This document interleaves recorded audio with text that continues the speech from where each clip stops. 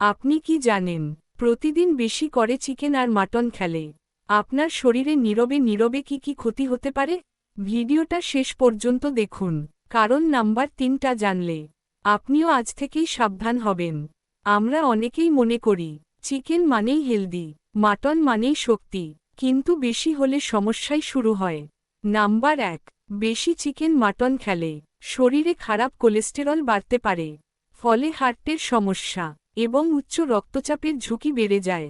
Number 2, অতিরিক্ত protein কিডনির উপর চাপ ফেলে, বিশেষ করে যারা কম পানি পান করেন তাদের ক্ষেত্রে কিডনি ড্যামেজের ঝুঁকি থাকে। নাম্বার 3, আপনি কি জানেন, বেশি মাটন খেলে হজমের সমস্যা, গ্যাস আর অ্যাসিডিটি ধীরে ধীরে বাড়তে থাকে।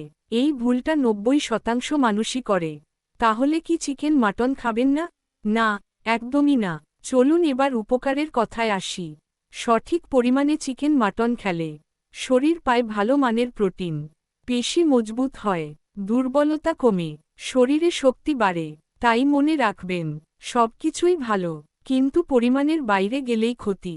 ভিডিওটা যদি উপকারে আসে, লাইক করুন, কমেন্ট করে জানান আপনি সপ্তাহে কয়দিন চিকেন বা মাটন খান। আর এমন স্বাস্থ্য বিষয়ক ভিডিও পেতে চ্যানেলটা সাবস্ক্রাইব করতে ভুলবেন।